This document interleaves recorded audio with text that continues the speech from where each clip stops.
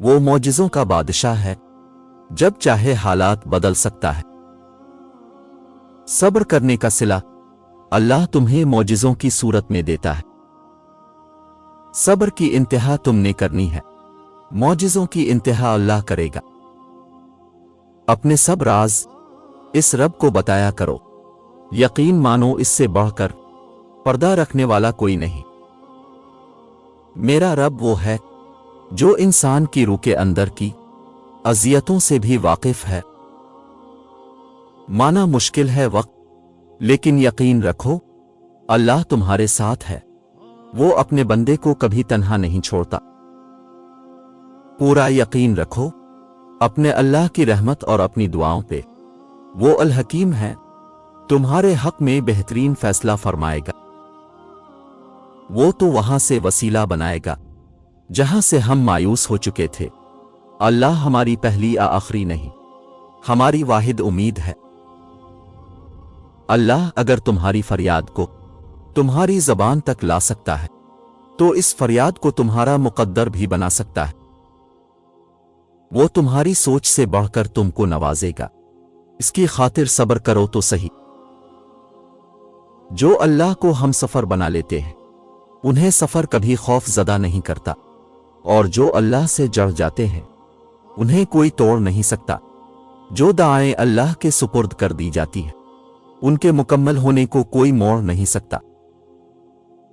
और जब वो तुम्हारी दावा है पे राजी हो जाता है, तो वो ये नहीं देखता कि दुनिया इस चीज पर मुतमईन है या नहीं, और ना इसको इस बात से कोई फर्क पड़ता है कि इस दावा की कबूलियत में कितनी रुकावटें हैं। वो जब इरादा बांध लेता है, तो नामुमकिन की सारी गिरहें अपने आप खिल जाती है, जिनका होना कहीं से भी नजर नहीं आता। अल्लाह की मदद से वो काम भी देखते ही देखते हो जाते हैं। और जब तुम इसकी दी हुई आजमाइश पर सब्र करते हो, इसकी रजा के आगे सर झुका देते हो, तो वो तुम्हें चुन लेता है अपने मन पसंदीदा बंदों में।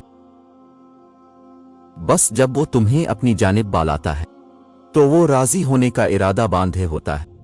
और जब तुम्हें दाया की तौफीक देता है, तो कबूलियत के लिए तुम्हारी दाया के इंतजार में होता है। फिर यूं मुकम्मल कर देता है तुम्हें कि दानियां देखती रह जाती है। अल्लाह तो सिर्फ अपने बंदों से चाहता है कि वो मुझ पर पुख्ता यकीन रख ले, और इस यकीन के रास्ते पर लाने के लिए वो तुम्हें मुख्तलिफ रास्तों से गुजारता है। फिर वो रब तुम्हारे यकीन को देखकर तुम्हें नवाज देता है। और फिर सब्र करते करते एक वक्त वो आता है जब हमारे दुआ के लिए हाथ उठाने से पहले ही मामलात हमारे हक में होने लग जाते हैं। अल्लाह तुम्हारी जबान को मांगने की हिम्मत तब देता है जब वो तुम्हारी दुआओं पर राजी होना चाहता है। जिस चीज के लिए अल्लाह तुम्हारा इम्तिहान लेता है, इख्तिताम में वो उसी चीज को बेहतर बनाकर तुम्हारे लिए सिला लिख देता है। तुम्हारी बेचैनी को वो सुकून में बदलने पर कादिर है।